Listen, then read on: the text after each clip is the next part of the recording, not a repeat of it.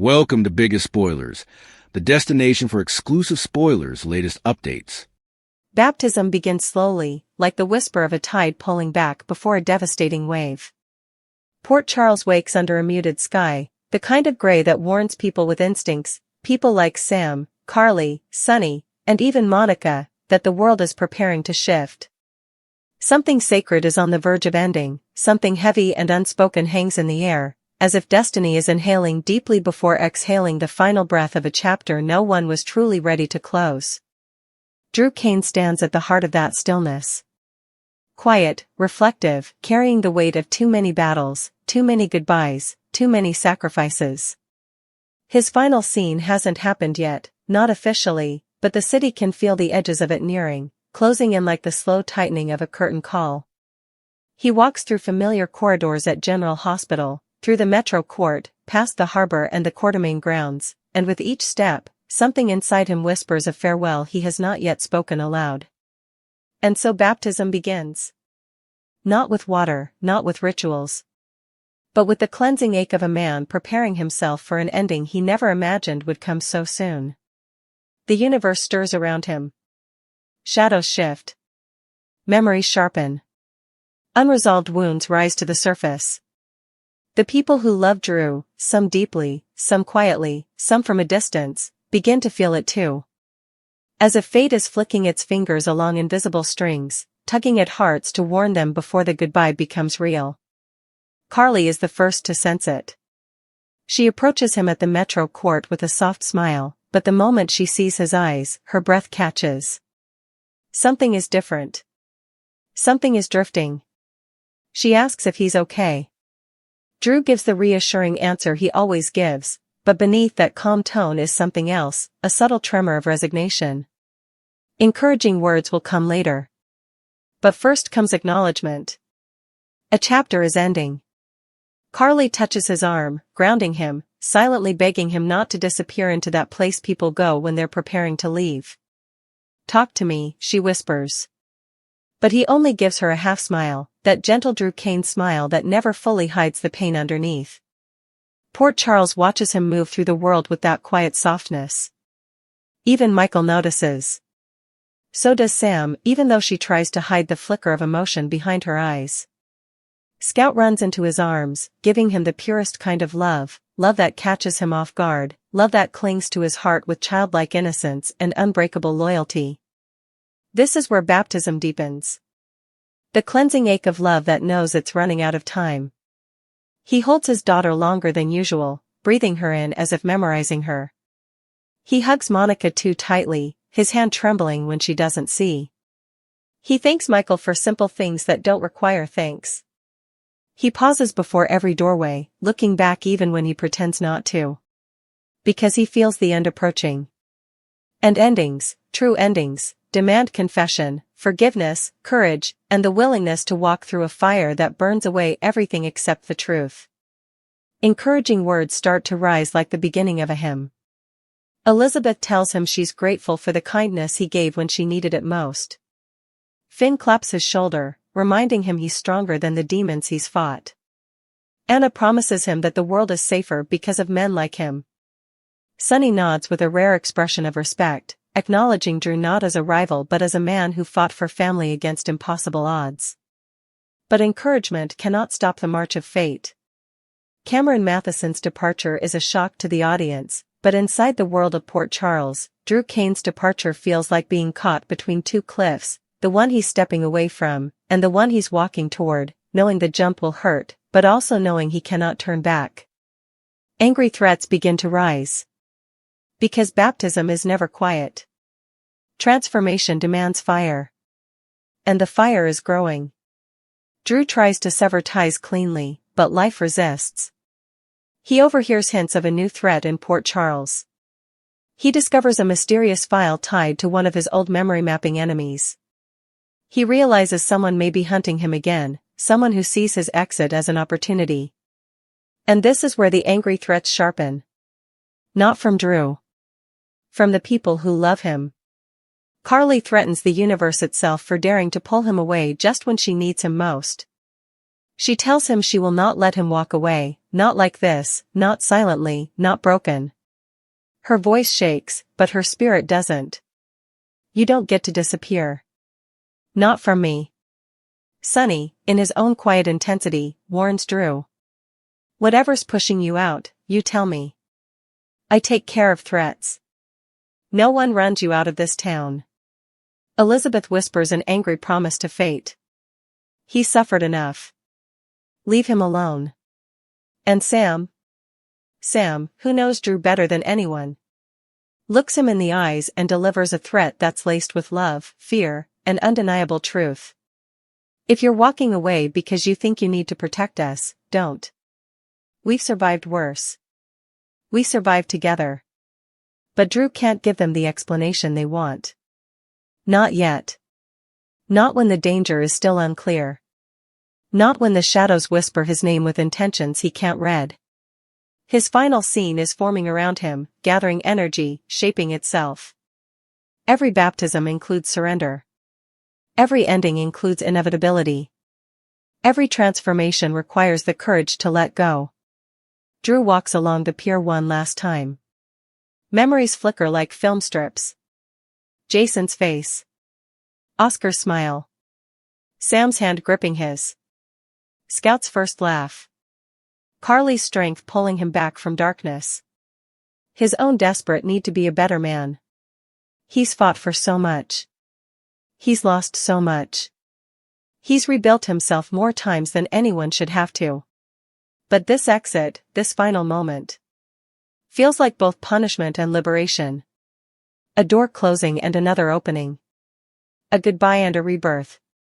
Encouraging words echo behind him as he prepares to leave. Michael reminds him that good men deserve peace. Willow tells him his kindness changed lives he never even realized. Sam tells him Scout will always know who her father really is. Carly tells him she believes in him, even if the world doesn't. But the world is not done with him yet. And neither are the people who want to stop him from disappearing quietly. The angry threats return.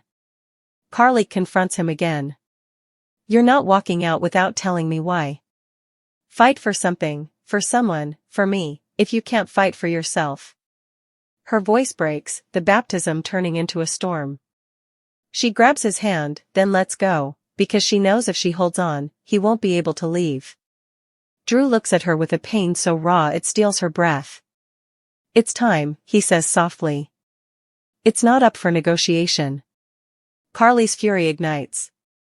She threatens to expose whatever he's hiding. She threatens to drag him back if she has to. She threatens to burn down the walls he's building. But Drew's final scene is already written. Fate has spoken. The exit is set. He leaves with no fanfare, no celebration, no final party, just a series of quiet goodbyes, some spoken out loud, others whispered into the night. But karma is not done with him. The danger chasing him follows. And just when he steps into the last moment of his Port Charles life, just when his final scene begins, someone steps out of the shadows. Someone he never expected to see. A figure tied to his past. A threat wrapped in a familiar face. A reminder that exits are never clean in Port Charles. This is where angry threats become destiny. The final line he speaks hangs in the air like a baptismal vow. I won't let you take this from me. And then, the screen fades. The chapter ends. Cameron Matheson's Drew Kane steps out of General Hospital for the last time. Port Charles feels the shift immediately. Carly breaks in silence. Sam holds Scout tightly. Monica stands at a window, whispering a prayer. Sonny clenches his fists in frustration. Michael feels the echo of a loss that shouldn't hurt but does. And the audience knows.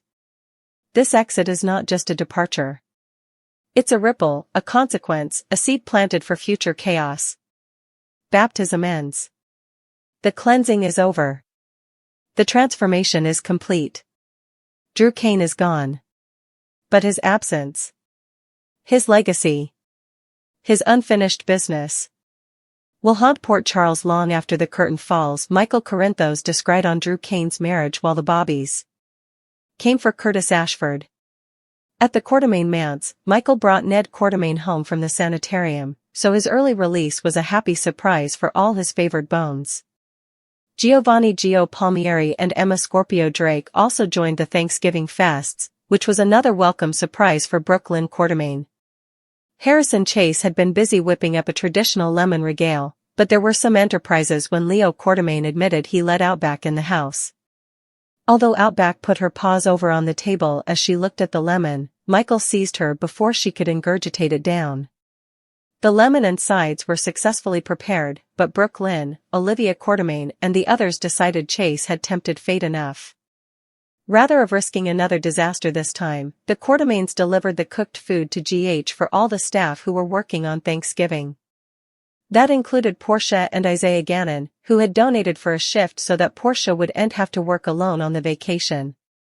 Isaiah and Portia latterly participated some sizzling moments together behind unrestricted doors.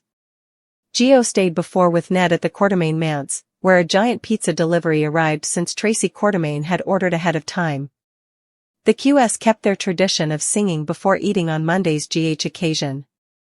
At Drew's house, he assured an unsettled-looking Willow that their marriage day was going to be perfect.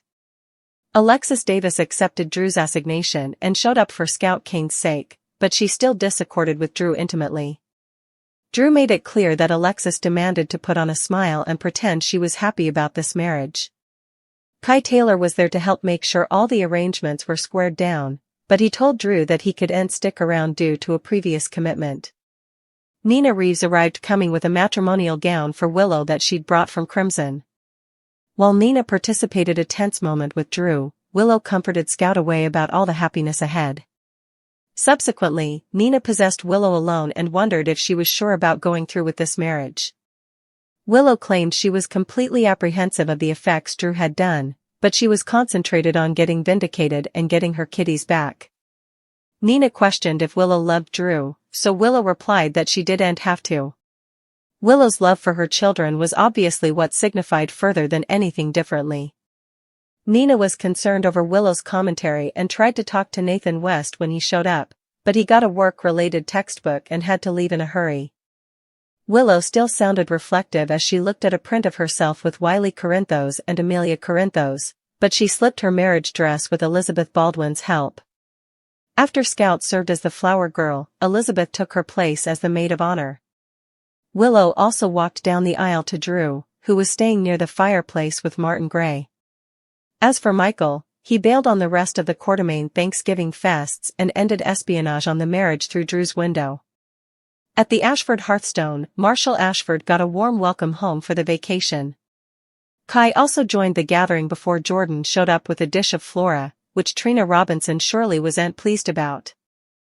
Jordan didn't stay for regale, but she did wind up having a make-us-jewel session with Curtis outdoors. Back outdoors, Trina eavesdropped Marshall and Stella Henry talking about Portia Robinson's gestation. That news left Trina so stunned that she dropped food each over the bottom. The Marvels kept coming for Trina, who exited the frontal door and saw Curtis kissing Jordan. Also, Trina looked over to see Nathan arriving with another officer, so she was formally again taken aback. General Hospital spoilers and updates tease Drew Kane may be in double jeopardy by marrying Willow Tate. Willow knows that, by marrying Drew, if he should die after putting her and her children in his will, she'll be a veritably rich woman. Willow needs Drew to marry her because it will look good for exoneration. Actually, Willow needs to marry Drew because it'll look good for her exculpation in the charges she faces for trying to murder him. Indeed, Drew said that, and although she originally made defenses for wanting to marry him for the right reasons, eventually, she accepted his offer. She may have wanted to throw him off the track, to make sure that he didn't questionable that she had been the shooter, indeed though it appears he doesn't have an indication.